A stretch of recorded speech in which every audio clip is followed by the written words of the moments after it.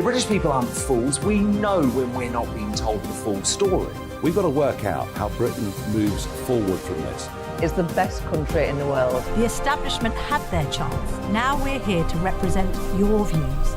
Britain's watching. Britain's watching. Britain's watching. We're proud to be GB News. The People's Channel. Britain's news channel.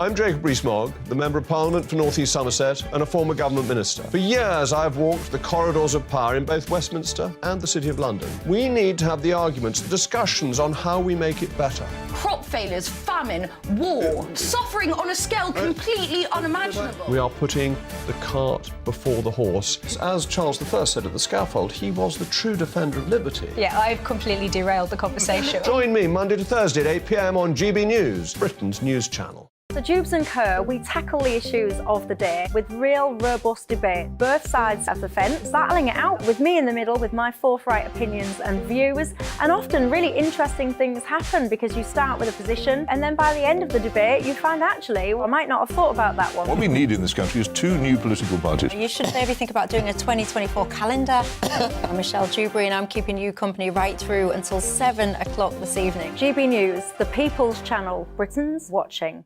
I'm Mark White. As GB News Home and Security Editor, I cover those key issues that are so important to you. Our authorities, our communities doing all they can to combat violent crime. With the public services under unbearable strain, why are we still failing to control our borders? Defence, the first priority of any government, has been continually hollowed out. Can we trust our politicians to protect the armed forces? Join me, Mark White, on GB News. Monday to Thursday, 9 p.m. till 11 p.m. Join me, Dan Wootton. I'll bring you the sharpest takes and hottest debates. Do you not believe in prison? I don't believe in prisons. I'm completely stunned. I guarantee you there'll be no spin, no bias, no censorship. I actually was personally quite offended by it.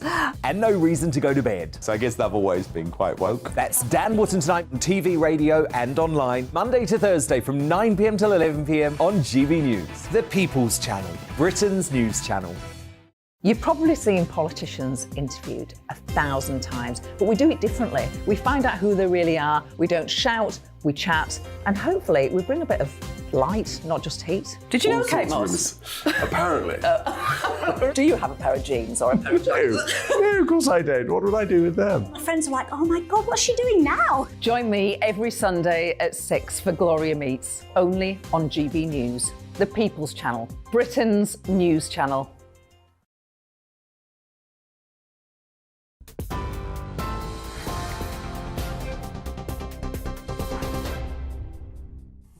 Good evening, you're with GB News. The top story this hour. The Prime Minister says his plan to tackle the arrival of illegal migrants to the UK in small boats and the asylum backlog is starting to work, but he admits there's still a long way to go.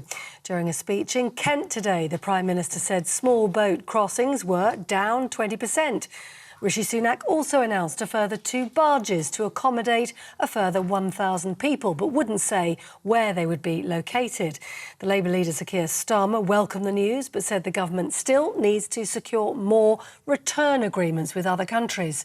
The Prime Minister says the government is using every tool at its disposal to tackle the problem. We've now returned 1,800 to Albania in just 6 months.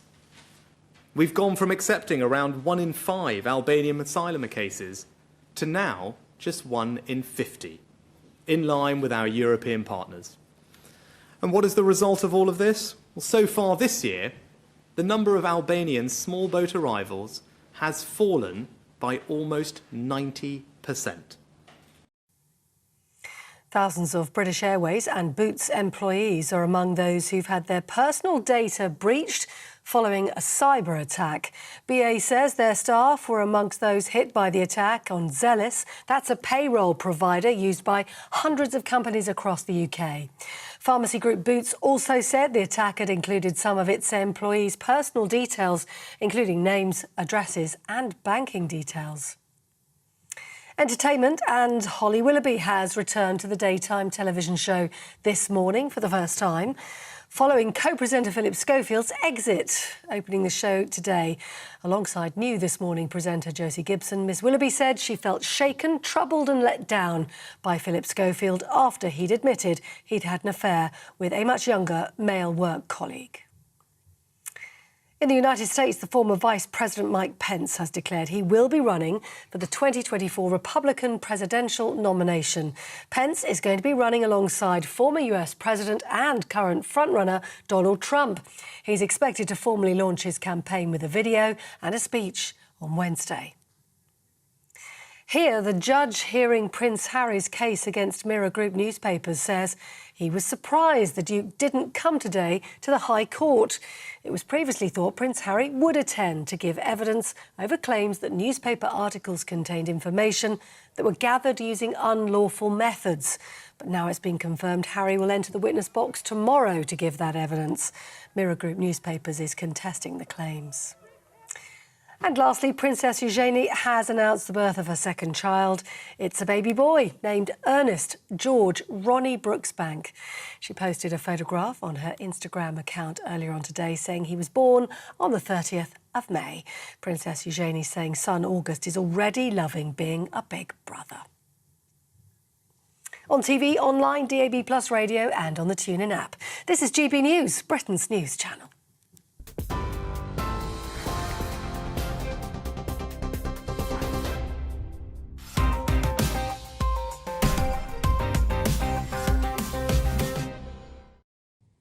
Hello and welcome to Headliners. I'm Simon Evans. Joining me tonight, two top comedians, Leo Kearse, Josh Howie. How are you, gentlemen? Good, mate. You all right? Excellent. Very well. Thank you. Yes. I had to think about it for a second. You know, two top comedians. No, it can't be those two. They put a little joke on there usually, but there was nothing this evening. Oh, really? I was staring to see if I'd missed it, but no, I don't think so. It was just us. That was Maybe all they've needed. run dry. 18 months in, all the possible interpretations have gone, and so we're now just going to trundle along the bottom. Anyway, we'll have a look at the front pages. What have we got? We have the Daily Mail. Families face £1,000 a year bill for Labour eco plans.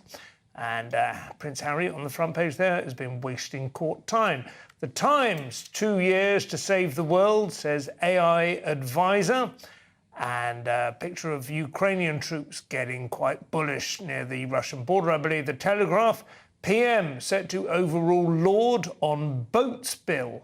Interesting. The Metro, Judge raps absent Harry, as in criticises rather than speaks over a repetitive beat. The Guardian, Ukraine troops intensify frontline raids in apparent shift in strategy. And the Daily Star, Fishy Rishi gets Chopper out again. Nice little bit of salaciousness there. Those were your front pages.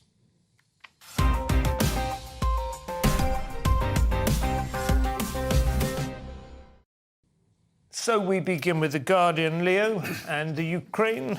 Yes, they're leading with Ukraine's troops attack along front in apparent precursor to counter-offensive. So this isn't the full-on counter-offensive. This is, they call them shaping operations. They're sort of setting the ground up and also testing where their weak points. So but they're using tanks and stuff. It's not, they're not. It's not small stuff. I've seen a lot of the footage. Unfortunately, Russia really dug in. They're incredibly well fortified. So even though Russia, in the past, a lot of their fighting hasn't been, I think, what most military people would call effective. They just chuck waves and waves of men they've dragged out of jails at the front to try and, just reveal where the Ukrainians are by shooting them. So that's not worked. But now that they're dug in, this could be tricky, and I think Ukraine could lose a significant number of men. But they've got quite a lot of kit now. What they're also doing as well is Ukrainian-backed Russian separatists have invaded near Belgorod and actually taken Russian ground, and it's not a million miles from Moscow either. So that's got to be a huge embarrassment. Russian ground, as in ground that Russia had secured in its invasion. No, actually into Russia itself. Actual Russia. Yeah, right. and they've been there for 5 days now, and so it's not as if they've just done a sortie over, planted a flag, taken a photo, and run back. Yeah, this is it's pretty serious. Does that not affect the legality, as it were, of America and so on supporting their activities? Well, this is the thing. Ukraine aren't allowed to use Western armaments in Russia to attack Russia itself.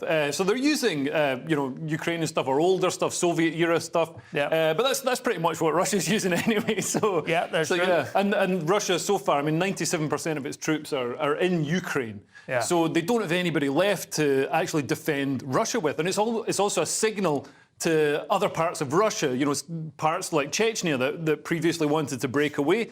Look, you can do this. Look, the armies, like most of them are dead. The rest are just dopey conscripts. Why don't you do this as well? What do you think, Josh? Time to take Moscow? Yeah, maybe not that far. But, this is the sort of prelude to what I imagine we're going to be seeing a lot more in the press and the photos and modern warfare with everything and all the drone footage and whatnot. But I think Ukraine, it seems like they've done what they can. They're smart. They played a good hand so far, obviously. Well, I think it's probably fair to say it's gone better than most people were expecting. Absolutely. I mean, most people who were anti-Russia. Putin's big mistake was not invading Britain, because we'd have been too afraid of looking like anti-immigrant or Russophobic to do anything about it. That certainly isn't a problem that Ukraine have. That is true. Then next up we have the Times, Josh. Yeah, so they've also got a picture of a Ukrainian in a tank doing this sign here, saying, this is... It's not sort of Winston Churchill. Is it white power? It is like, hey, dudes, we're gonna win the war. And they've also got a story we're going to sort of touch on in a bit about French stopping half of boat migrants after the £480 million deal. So that's where our money has gone. They've got 700 policemen instead of previously 200, and it's made a real dent. But we are going to talk about that a little bit more in a bit. There's something here that for me, that's quite interesting, which was breastfed children get best GCSE exam marks. Yeah. And this is anybody who's had a child in the last sort of 15, 20 years and done NCT, the midwives will be very clear, like, you must breastfeed your child. And this is seemingly actual scientific evidence that it does have a benefit. There's been quite a lot of meta-surveys over the years that suggest that it is actually good for their brain development. But this is it. So they've looked at 5,000 students who from 2000, who were born 2000, 2002, and they looked at their GCSE results, and essentially like 10% of non-breastfed students got an A or A star in their English, and it's a similar thing for maths as well. And then about 30% of them were breastfed who got it. So it's a significant difference. It is a big difference, a gap, and of course it's not politically neutral. A lot of women feel that this kind of thing is putting pressure on them, but also there are a lot of confounding variables. It can indicate the degree of nutrition which is available in the family, the degree of education that the mother has had, possibly. And it's a marker. It's a marker for other factors. So if somebody breastfeeds, then they're likely to have the resources and the ability and the interest, and they're read enough and books the breasts, and all the rest and they've got nipples. Can't ignore that. That's an important part of it. But it is true that you're right, absolutely, all these things tend to It's a sort of status thing in terms of like, I remember the pressure in our NCT group for my wife to breastfeed, and all the other mums, it was like, you breastfeed, and mums were like crying that they couldn't, and it was really stressful at the time. Pressure in the NCT group also to have your baby without significant pain interventions as well. For sure, and I remember that lasted about 5 minutes on Impact with the Enemy. Everyone has an NCT battle plan until labour begins. I had to breastfeed I had to like milk her to start the milk. It was so traumatic. Sorry, audience. Moving on, we have the Daily Mail now, Leo. So families face a £1,000 a year bill for Labour eco-plans. Labour's bonkers green energy plans will drive up mortgage rates and make Britain more reliant on foreign oil and gas, ministers warned last night. And they're absolutely right. I mean, these things, subsidies to green energy companies are dressed up as, we're saving the planet. Really, it's just a shakedown. So, I mean, Dale Vince, the boss of Ecotricity, he donated £1.5 million to the Labour Party. But he, under the last Labour government, he got £36 million in subsidies for Ecotricity. Yeah. And how much did he get under the Tories? Well, and exactly that would have continued. I don't have those figures. Well, Cameron was even more into this stuff, wasn't he? And this is why he's still donating to Labour. I mean, it's looking likely that Labour are going to get back in next year. And Keir Starmer, after receiving all this money, has said, oh, we're going to stop North Sea oil and gas. So he's taking out the competitors for green energy. I mean, this is basically, it feels like a mafia shakedown. Yes, there is. I mean, this is the problem, isn't it? As it always happens in politics, 5 minutes after you've established a certain amount of legitimate argument for government intervention, subsidies become available, and a racket. It's a racket very, very quickly. It's very, very difficult to... There's a big thing going on in America, of course. They're pumping their economy. They're counting on this to kickstart their economy, the billions that they're putting into renewable energy sources and whatnot, and because they see it as a win-win. There's the two things I think are interesting from this article is, number one is that Starmer it says here, shows signs of wobbling on night, but the idea is he's basically said that if the numbers don't add up, then he'll pull out of it. I think that's a sensible idea. If you get more data and it doesn't add up, he's showing a willingness. Some people go, oh, he's just flip-flopping. It's like, no, that's an intelligent person who looks at the data. Yeah. Well, let's hope so. I do remember, during the Thatcher years when they were closing the mines, which was a similar kind of vibe going on then, because everyone said, well, we're still going to carry on importing foreign coal, which indeed we did, and indeed still do to this day, but it's never quite as easy as you might think to kind of detach those things. You think lefties would want some sort of farmers market style, locally sourced coal? Coal, that's right, yeah. Oh, yes, a nice bit of Huddersfield. That's it for part one. Coming up, we have more prison hoax. Is society riddled with racism, or is that just the police canteen? And Bear Grylls has the answer to underachieving teens. Stay tuned.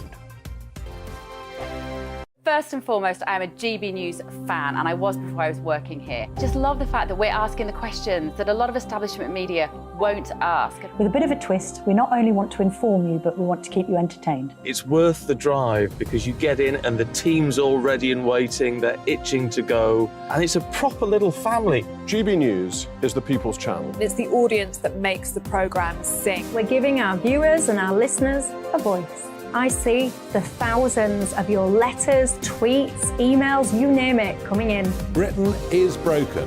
How on earth did we get into this mess? But more importantly, how do we get out of it? The establishment had their chance. Now we're here to represent you. It's time for something different. It's time for GB News. I'm very patriotic. I believe in Britain. Our best days lie ahead. Britain's watching. Britain's watching. Join us here on GB News. The People's Channel. Britain's news channel. I'm Simon Evans. Join me on GB News for Headliners at 11 p.m. What's the scoop? I'll be joined by two of the country's top comedians. That's right. As we take a look at tomorrow's newspapers tonight. We're going to get into trouble. If it's a big story, we'll be covering it. Spill some tea on him. There we go. But we'll also have some fun. I wouldn't stick up a bank. My father didn't love me. So anyway. Headliners every night from 11 on GB News, the People's Channel, Britain's news channel. Westminster is going around in ever-decreasing circles, followed by the media. Britain is broken. How on earth did we get into this mess? But more importantly, how do we get out of it? Join me at 7 p.m, Mondays to Thursdays on Farage, here on GB News. We will have open, rational debate. We've got to work out how Britain moves forward from this. Join us here on GB News, the People's Channel. Britain is watching. I'm Andrew Doyle. Join me at 7 o'clock every Sunday night for Free Speech Nation, the show where I tackle the week's biggest stories in politics and current affairs with the help of my two comedian panellists and a variety of special guests. Free Speech Nation, Sunday nights from 7 on GB News, the People's Channel, Britain's news channel. Monday to Thursday nights on GB News. At 6, it's Deebs & Co. 7 o'clock, Farage. At 8, join Jacob Rees-Mogg. And at 9, Dan Wootton Tonight, followed by Headliners. On TV, radio and online. This is GB News.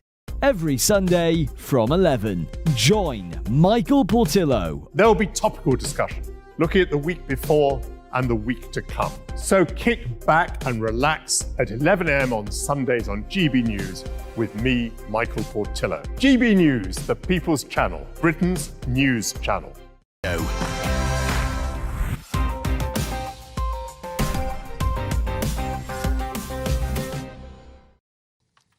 And welcome back to Headliners with me, Simon Evans, Leo Kearse and Josh Howie. So we're going to start this section with the Metro, Josh, and the absent Harry.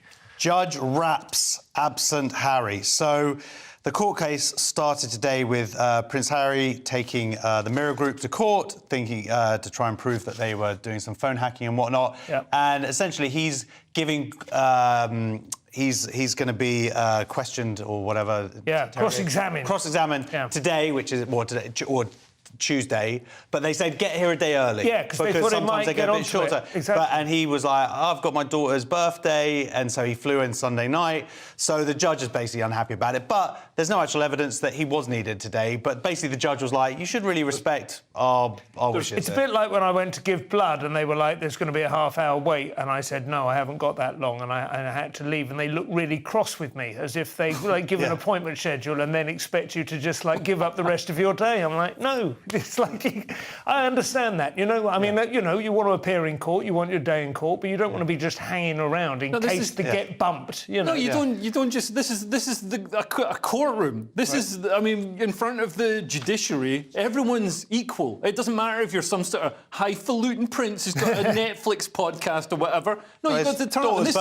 This is where, daughters, he's going to have other birthdays, he's got other kids. That's not a good excuse. That's not a good excuse. That's terrible. Oh, my cat was sick. It's nonsense. This is where, court cases like this is where, and he's got 2 court cases at the moment. There's also the visa one. His visa statement is going to be revealed in another courtroom. His credit card statement? No, his for applying for a US visa. Yeah, right. So I'd like to see his credit card statement as well. See how much Meghan lets. He actually pays a lot. He pays cash. Yeah. He likes to pay with the family.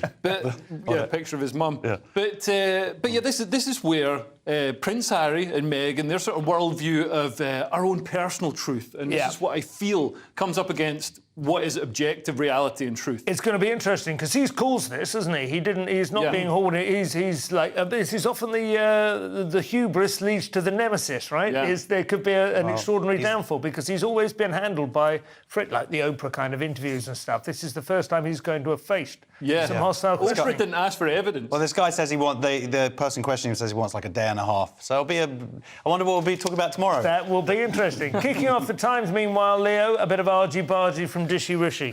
So the Prime Minister has insisted his plans to stop the boats is working as he announced 2 new barges to house a further 1,000 asylum seekers off the coast of Britain. So he said small boat arrivals had fallen by 20% this year compared to 2022.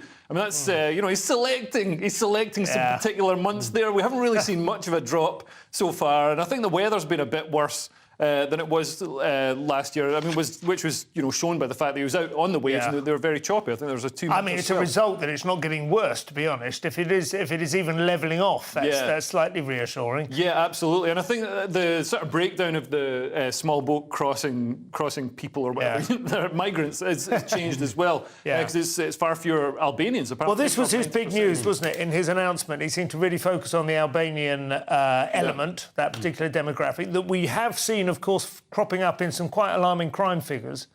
So I think that will probably win him a few votes. Yeah, but you're also seeing 30% more immigration to Europe. Yeah. So these figures, when you factor that in, it actually, arguably, it has made a difference. Yes, I was looking forward to more parking spaces, and now they're not going to be there.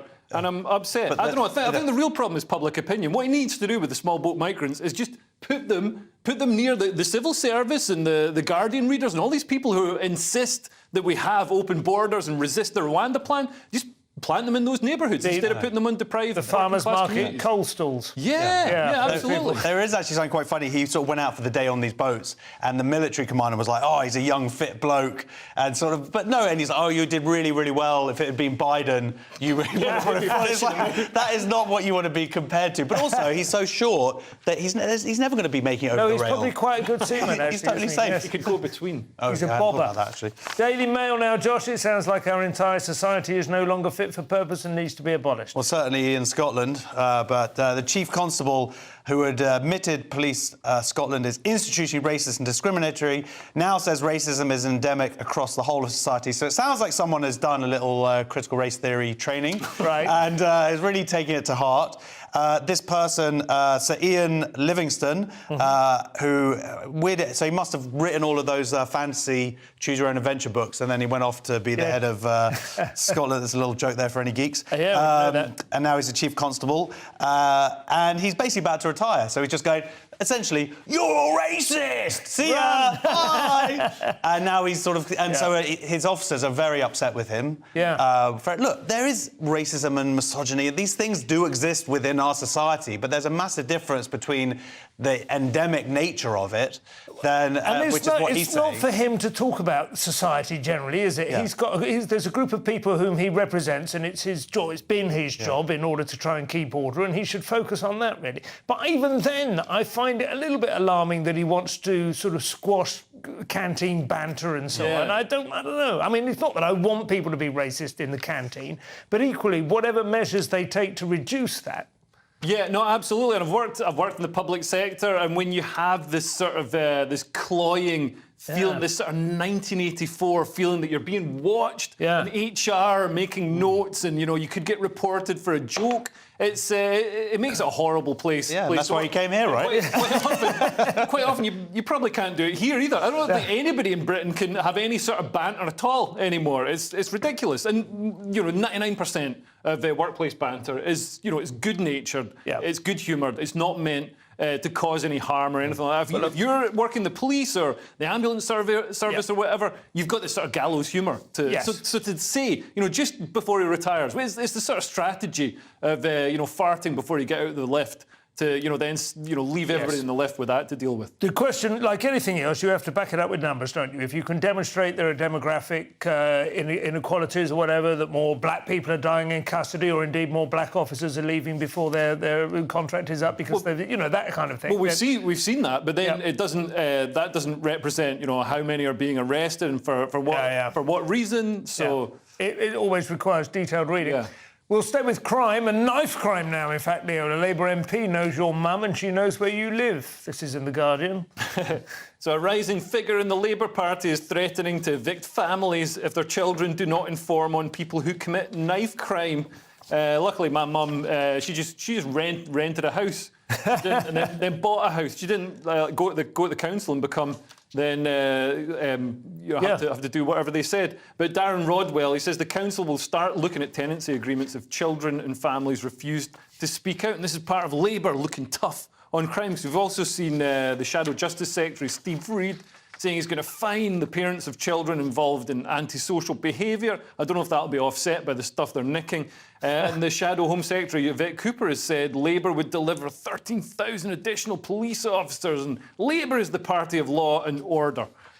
Well, what do you think, Josh? I can remember various other initiatives where they've tried to blackmail parents into, making sure their kids... you know what I mean? Anytime anyone tries to leverage the kids, it doesn't usually end well, to be honest. No, it doesn't, but knife crime is a huge problem, and particularly in London, which is one of the largest... places where it happens, but this idea that how it's practically they're going to apply this doesn't make any sense. Like, they're saying if parents knew of a crime, like, how do you prove that sort of thing? It could be used by the parents if they want to get a new flat or a new house. They could be like, wait a minute, there's black mold over there. Wait a minute, hey, tell them about that thing, and then we can move. And they also sort of say they're sort of supergrass leasing. Yeah, exactly. And they're also talking about police protection and whatnot. So it could be like, move us up to. Well, that would be more like it, more carrot than stick, wouldn't it? Because if you said to parents, like, if you can dob in a knife criminal, then we will probably sort your shower out, or you'll get that new lock or the lock, we'll put the new hinges on. Sky Plus. Rather than saying if you fail to, you'll be out, because it's, as you say, very hard to demonstrate but parents, there is a factor that parents have to play in their children's lives, and they do bear responsibility as well. Well, we stay with school discipline now, Josh. This is in the Times. It sounds like victim impact statements don't, in fact, have the deterrent effect on the little scroats we might have hoped. No, and this is also in Scotland, which is, of course, the basis for a lot of this stuff that's been pushed through over the last couple of years. End of school punishments blamed for pupil disorder. So this is the idea, and it actually has restorative practice. The idea is that you meet with the person who you stole from or mugged or hurt or whatever it is, and that having empathy, seeing that you had a victim is a real. And is this the thing? Because Glasgow is world famous now for having cut down knife crime. They are the ones that everyone. Is that part of that? Yeah, thing exactly. now? So this has been brought into the school system. Yeah. But the problem is that they're not implementing it properly, and they're also getting rid of punishments as well. So you have these mad examples that are presented here where kids are like beating somebody up or whatever it is, and basically being taken out for chips. And not being punished at all. And this is the most crucial thing, is children need to be taught fairness. And when they see the system break down at that early age, when they lose faith in it, basically when we don't want them realising the world is unfair. No. We want them thinking it's fair for as long as possible, because that keeps them in line.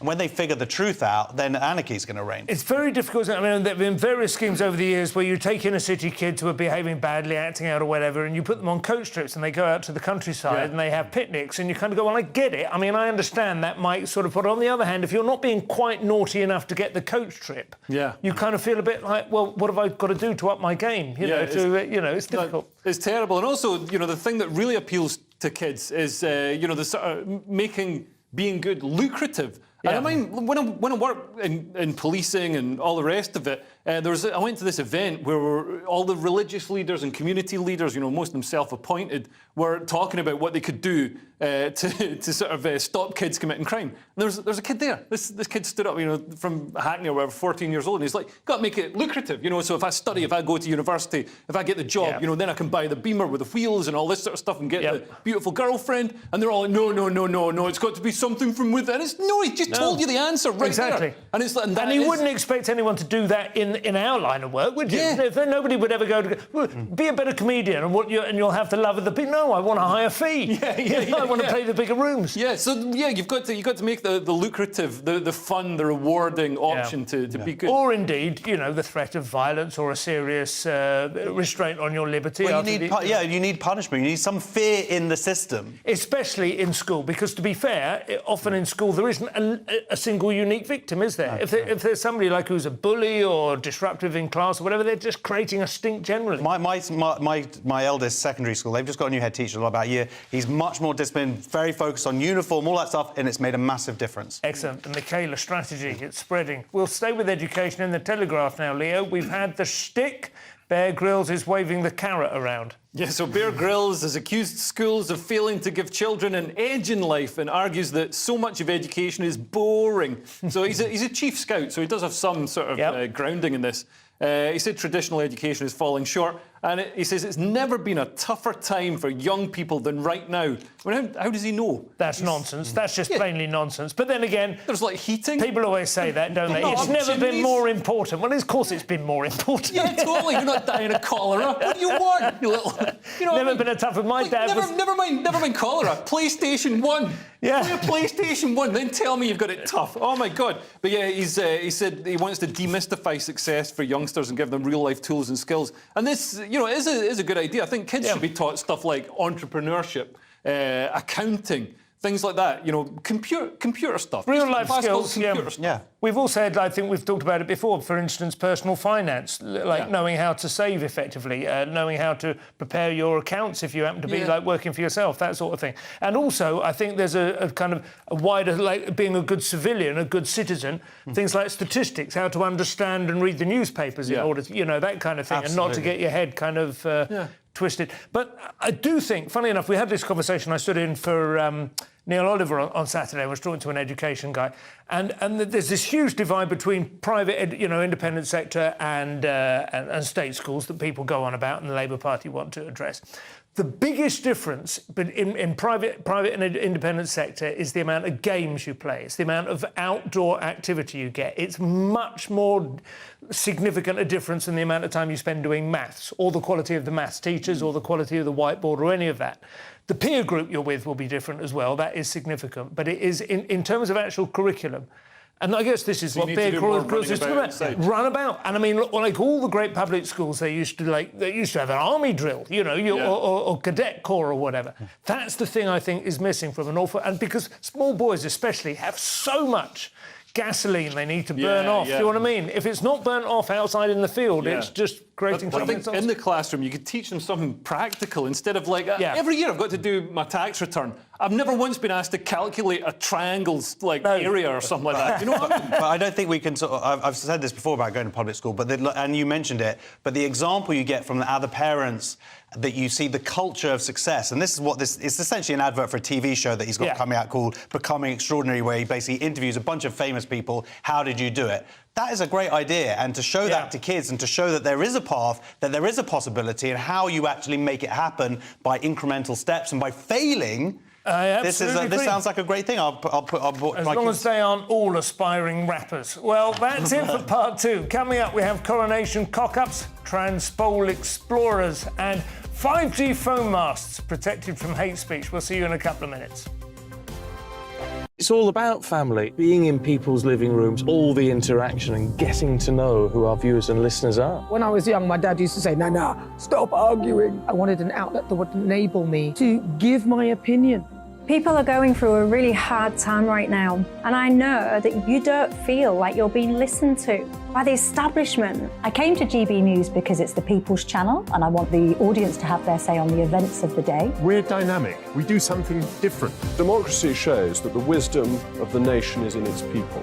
I get to travel to find out what the story is from a personal perspective. The British people aren't fools. We know when we're not being told the full story. We've got to work out how Britain moves forward from this. It's the best country in the world. The establishment had their chance. Now we're here to represent your views. Britain's watching. Britain's watching. Britain's watching. We're proud to be GB News. The People's Channel. Britain's news channel. Join me, Patrick Christie's, Monday to Friday, 3 till 6. We tackle the day's news agenda like you've never seen before. It's high tempo, high octane, the most controversial topics, and the best guests. You will not be able to take your eyes and ears off it. I'm not afraid to ask the questions that you really want answered. 3 till 6 p.m, Monday to Friday on GB News, the People's Channel, Britain's news channel. Join us every night on GB News at 11 p.m. for Headliners, which is 3 top comedians going through the next day's news stories, which is exactly what you need, because when the establishment has gone crazy, you need some craziness to make sense of it. So join us 11 p.m. every night on GB News, the People's Channel, Britain's news channel.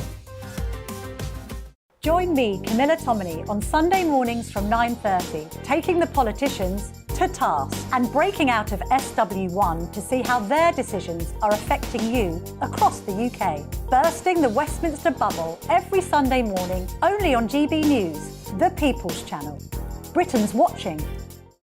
I'm Jacob Rees-Mogg, the Member of Parliament for North East Somerset and a former government minister. For years, I've walked the corridors of power in both Westminster and the City of London. We need to have the arguments, the discussions on how we make it better. Crop failures, famine, war, suffering on a scale completely unimaginable. We are putting the cart before the horse. As Charles I said at the scaffold, he was the true defender of liberty. Yeah, I've completely derailed the conversation. Join me Monday to Thursday at 8 p.m. on GB News, Britain's news channel. The Jubes and Co, we tackle the issues of the day with real, robust debate, both sides of the fence, battling it out with me in the middle with my forthright opinions and views. And often really interesting things happen because you start with a position and then by the end of the debate you find actually, well, I might not have thought about that one. What we need in this country is 2 new political parties. You should maybe think about doing a 2024 calendar.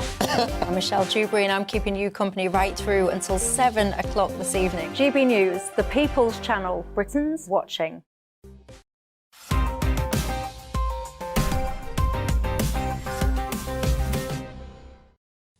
And welcome back to Headliners. So we kick off Section 3 with anti-white sentiment during the coronation going unpunished, Josh, according to The Independent.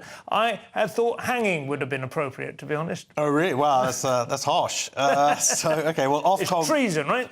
Yeah, Ofcom will not take action on Adjoa Ando's terribly white coronation comments. So this was a clip. It was on ITV. It went viral after Dr. Matthew Sweet tweeted about it. It went everywhere because he was criticising ITV. Oh, no, he wasn't. No, it's just us. Sorry. Funny that. Crazy. And it got 8,000 complaints.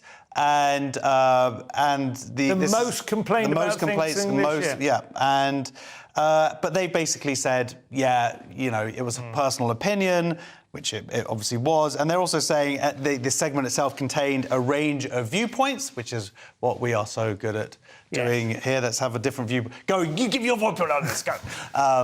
I've got to be honest. Obviously, it went against, I didn't watch it at the time, but when I saw it, it went against my grain a bit. But it wasn't that bad. I don't think there's any need. I think the fact that she's been exposed and talked about is probably punishment enough. Oh yeah, I mean, I don't think there should be any more. But I mean, like, imagine if somebody they're talking about we showed a range of opinions. If they had somebody on that panel being like, "Well, I thought it was terribly black," that person would be, you know, hauled over the coals, would never work again. Or thank goodness it's all white again, possibly. You know, after that rather disturbingly mixed. Yeah. There was a funny thing, I was thinking about this earlier, and Kingsley Amis, you know, the novelist, and his son Martin Amis, of course, also a novelist. So towards the end of his life, according to Martin Amis, in his book, Experience, his sort of memoir of remembering his father, he said he became quite anti-Semitic, but not in a particularly sort of virile way. It was a virulent way. But the term he used was he would notice. He would be sitting there watching the credits after a TV show, and his father would say things like, "There's one. There's another one." And he would kind of go, in no sort of real hostility or spite or anger, but he was noticing. And it was quite sinister in a way, obviously, but, you know, that was a kind of, you know, I don't know, a man of his time or a man growing old or a bit imagine you know, sounds like an releasing his anti-Semitic bigotry. man, but... Yeah, no, it is, it's anti-Semitic. My point is, this is like that, isn't it? She's not saying there's anything wrong with being white, but she is noticing, I think that is kind of... The word terrible. Yeah. It's not like if she'd said fantastically white, or wonderfully white, I don't think people would be complaining. No, exactly. But it is that kind of think... noticing thing, and there is, you know, that is always a sign that you're thinking in terms of a certain frame. That, you know, before Well, it was so stupid. People put up lots of photos afterwards of, like, the Japanese, you know, ceremony or Iran or any other places. Not Iran, because they don't have a monarchy, obviously. Yes. and it was like those... No one ever comments on that. I mean, it was silly. Well, we obviously hold ourselves to very high standards. Back to the Times, Leo. A poll has found that people don't want to find polls in the ladies' changing rooms. Apparently so. So less than a third of Britons believe that trans women should be allowed in women's sports, changing rooms, lavatories, or provide female-only intimate care, a poll suggests, or join the Girl Guides, apparently. So, I mean, the poll was commissioned by Sex Matters, which is a gender-critical, a.k.a. reality-based organisation. I think founded by Maya Forstarter, Twisted Forstarter. And, so, I mean, you've got to wonder if, you know, given the angle they're pushing, you know, were they asking questions that it's never hard to frame a question in to get the question, the answer you want, is it? Some of the questions were like, you know, it was one of the questions was if a care agency should be allowed to exclude trans women from applying for a job providing intimate personal care to an elderly lady asking for female carers. So a total of 44% said yes, 29% said no, and 27% answered I don't know. Because obviously that's an incredibly complicated scenario to think up in your mind. You've got job adverts, there's like, you know, a care, you know, an old lady. I mean, come on. There's a lot of variables there. Yeah. Do they all just say, when your child goes into a changing room at the swimming pool, should she encounter the full meat and two veg? Well, regardless of pronouns, do you want to see? But that's exactly why they've done this. Yes. Because there was a poll about 5-6 years ago that a lot of trans activists use to say, look, people in this country, in Britain, don't care about trans people using the toilet. Because the way that it was originally worded was when most people think of trans, they think of people who've been through the surgery or been on hormones and whatnot. When it's phrased in a different way, when they understand that actually 95%, 96% of what we call trans people now includes also transvestites and whatnot, essentially people who have still are fully intact males, when you rephrase it like that, suddenly people go, whoa, wait a minute, that's a very different thing altogether. And it was quite... We've talked about it already, but the Kathleen Stock and Ed Balls conversation that was on one of the breakfast TV shows recently. I mean, Ed Balls was full of like, I think I know what most people think. My God. No, absolutely didn't know. Over to the Sun now, Josh, and a small but satisfying humiliation for Hat Mancock. King of the Bungle, yes. I'm a Celeb's Matt Hancock, ordered to apologise for breaking MP rules. And it was somewhat a minor rule, but he wrote an unsolicited letter in defence of Daniel Greenberg, to Daniel Greenberg in defence of Tory MP Steve Bryan, who's been there's an investigation into lobbying because he wanted this group that he's on the board for, which essentially gives doctors for free. And so he was trying to hook it up, and he wrote a sort of context thing. But the point is, A, you're not meant to do that, and B, he hasn't broken the rule, but there's suggestions that because a spokesperson commented on a live case, that was also... So he's basically got to apologise. Yeah. But he's not going to be an MP much longer. No. He's out. Not a big deal, but the wheels are coming off him fast. He's also saying he's going to call time on his reality show career and focus on documentaries instead. Nah, Matt, what are you going to be doing? What are you going to be doing? You're going to be playing buttons in Cinderella at Southend Pier. That's your life. He dreamed to do that. I want to do that. Yeah, I'd love that. Not in one of the top-tier theatres, though. Over to the Mirror now. It would appear that we are indeed ruled over by 5G phone masts. So an anti-vaxxer who plotted to destroy 5G phone masts, believing it was linked to COVID jab, has been jailed, or is jailed already. So Christine Grayson, 59, discussed getting rid of the mobile phone mast with expanding foam and angle grinders. She became obsessed with the idea that it was linked to the COVID-19 jab. She didn't actually do anything. She just made all these plans. Still got jailed. I mean, people... 12 months of jail, of which she's already served a certain amount, so she'll be out quite soon. But I mean, that does sound a bit iffy to me. I mean, she sounds like an absolute nutcase. Perhaps she needs some help. Yeah, but like writing down nutty things shouldn't be like 12 months in jail. And also, it's 5G phone masts. It's not like, Because in the same case, there's a man with whom she has some affiliation, I think, who does sound like he was a proper, potential right-wing extremist. Not potential. I mean, he's about as right-wing as it gets. Oh, no, definitely is right-wing, but he hasn't killed anyone or anything. Well, no, but he's got 12 years in jail for having, some books about that. Well, it's more than that. I mean, in terms of... you start reading this article and it's quite funny. You're like, what people think that these 5G masts have anything to do with COVID. And as you read more and more and you talk about... Then it gets to her co-defendant, Darren Reynolds, 60, and he wrote online, "We need to destroy the Jews once and for all, total annihilation, no trials, no prisoners." He's calling Parliament a nest of Jews. He was celebrating Joe Cox being killed. He's celebrating Joe Cox being killed, and so he's been found guilty of encouraging terrorism. He was found with, I think, a crossbow and a manual on guns and all these other things. Manual on guns? Yeah, a manual on how to build a caliber single-shot rifle, how to become an assassin. He's clearly he's a wrong un, to the extreme, but still he hasn't actually done anything, right? Yeah, but there's a crossover here, in terms of 12 encouraging... years is quite a long sentence for not actually doing anything. How many far-right sort of terror attacks have we had? Say going into, say, the Manchester Arena. Well, that's a different... I mean, look, two wrongs don't make a right. The guy is a wrong un. The point is that he's a COVID 5G nutter, and there is a link here between COVID conspiracy and...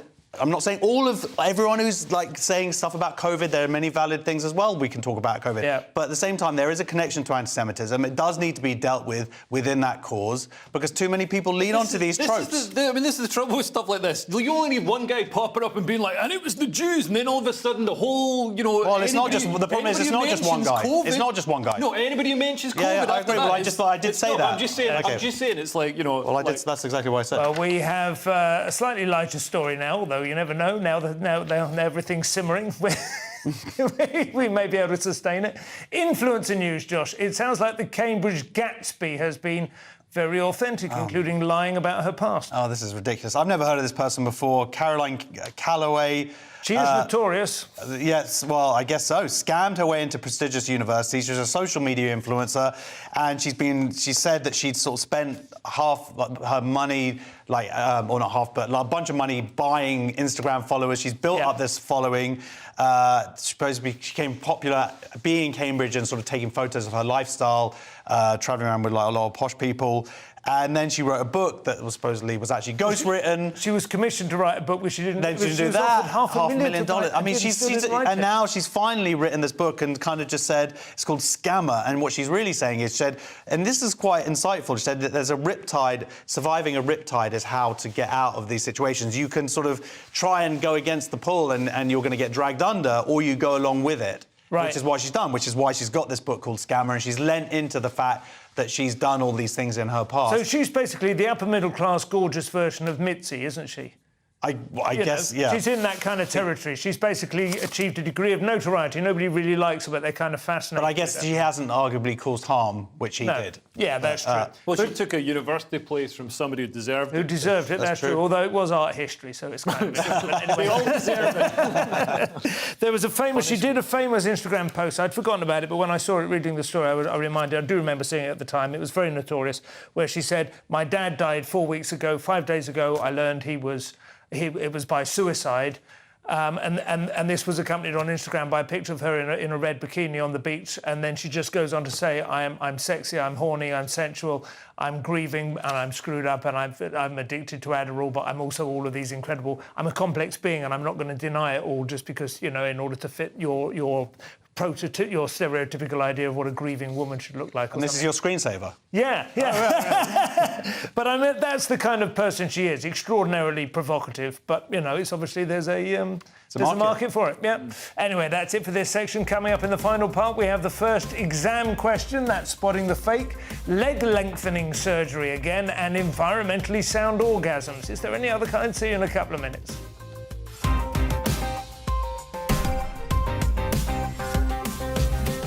I joined GB News because I was sick and tired of not hearing my views being represented, not just mine, but so many people that I knew and spoke to. I just couldn't get my voice out there. I couldn't say anything. I couldn't do anything. Whatever the narrative was, I kind of had to follow it. GB News is there to provide a voice for those who have been ignored by the establishment media. We think different things. We've got a different style. GB News is here to be optimistic and positive about the future. It's real kind of dynamic and flowing, with the audience very much at the heart of it, like a big family. Here at GB News, we talk about the things that matter to you. Hearing the voices from right across our towns and cities, especially our towns. All sides of the argument represented with a heavy dose of opinion. We're on a mission here to make a difference. And the GB News family really is here for you, and whatever time of day you can watch or listen. Britain's watching. Britain's watching. We're proud to be GB News. The People's Channel. Britain's news channel.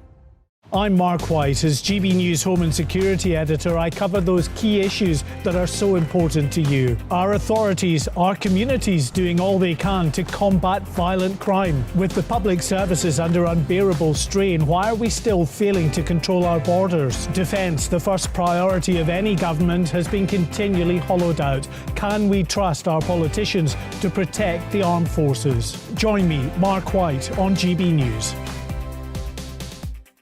Monday to Thursday, 9 p.m. till 11 p.m. Join me, Dan Wootton. I'll bring you the sharpest takes and hottest debates. Do you not believe in prison? I don't believe in prisons. I'm completely stunned. I guarantee you there'll be no spin, no bias, no censorship. I actually was personally quite offended by it. And no reason to go to bed. So I guess they've always been quite woke. That's Dan Wootton tonight on TV, radio and online. Monday to Thursday from 9 p.m. till 11 p.m. on GB News. The People's Channel, Britain's news channel.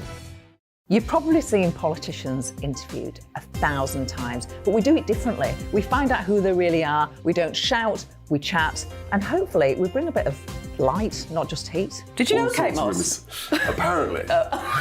Do you have a pair of jeans or a pair of jeans? No, of course I don't. What would I do with them? My friends are like, oh my God, what's she doing now? Join me every Sunday at 6 for Gloria Meets, only on GB News, the People's Channel, Britain's news channel. Start the day with GB News. We catch up on all the big stories you didn't hear the night before. And take a look at what the world's talking about this morning. That's right, Monday to Thursdays from 6 o'clock. It's Breakfast with Eamon and Isabel. Straight after breakfast, join us, Bev Turner and Andrew Pearce. We're going to take you through till noon. We'll be tackling the big topics of the day, including the things that the other channels just won't talk about. If it's happening here. Wake up to mornings on GB News, the People's Channel. Britain's news channel.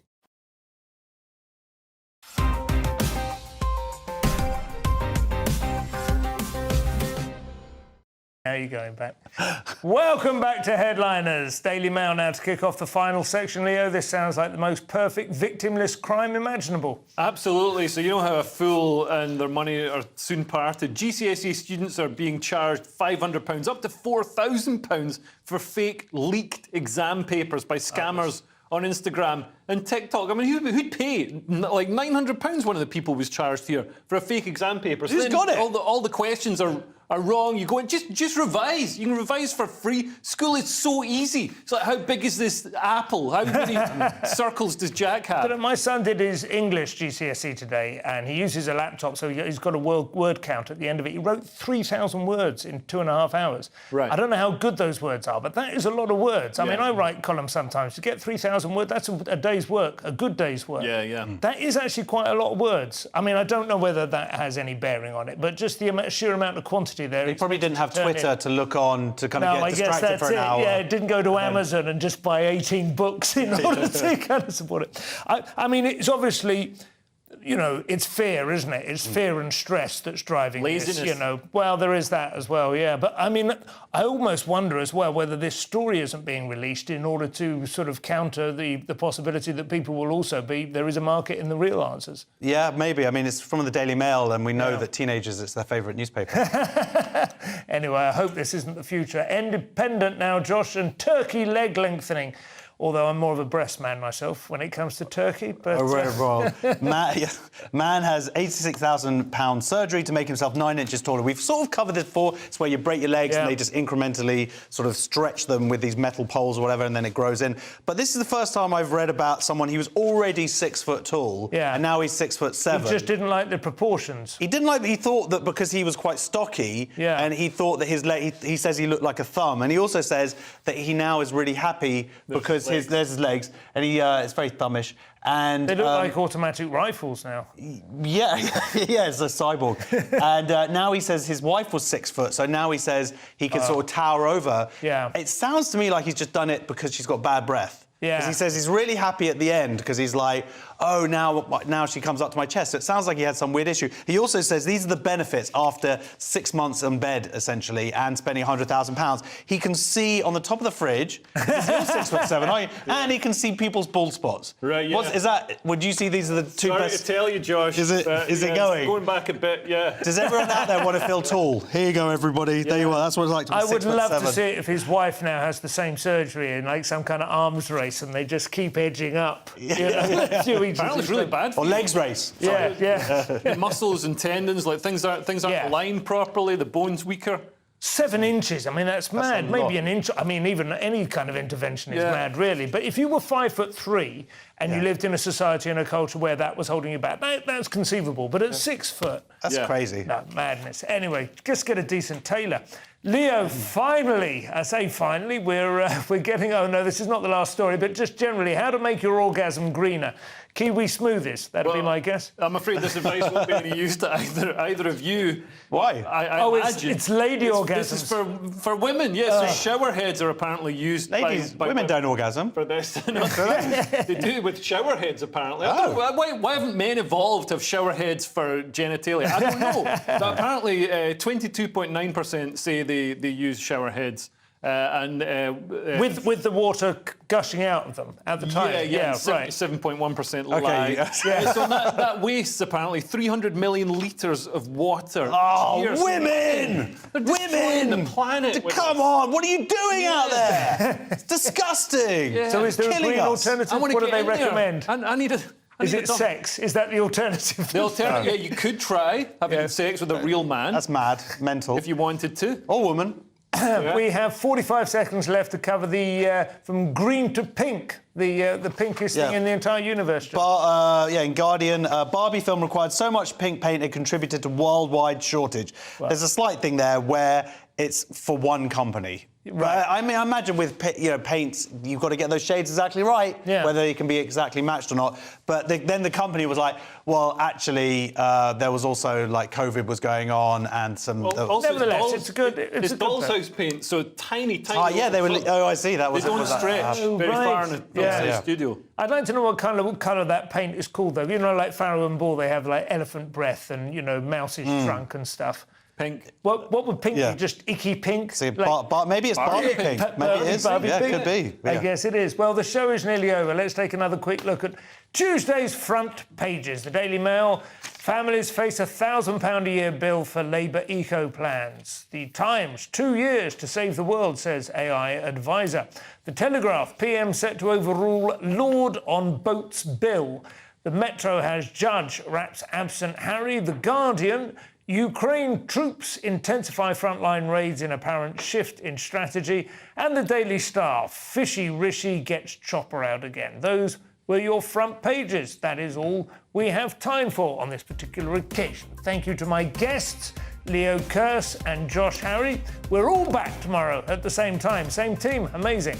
We're back tomorrow at 11 p.m. If you're watching at 5 a.m, stay tuned for breakfast. If, however, you're watching this live, it's probably about time to turn it in, isn't it? Sleep well. See you tomorrow. Thanks very much and good night.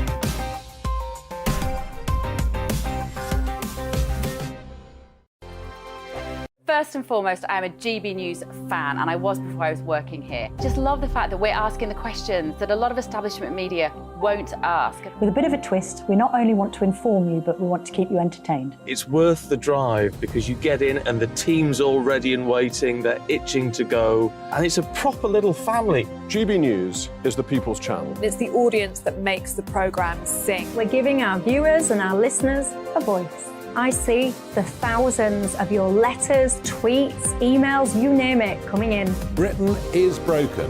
How on earth did we get into this mess? But more importantly, how do we get out of it? The establishment had their chance. Now we're here to represent you. It's time for something different. It's time for GB News. I'm very patriotic. I believe in Britain. Our best days lie ahead. Britain's watching. Britain's watching. Join us here on GB News. The People's Channel. Britain.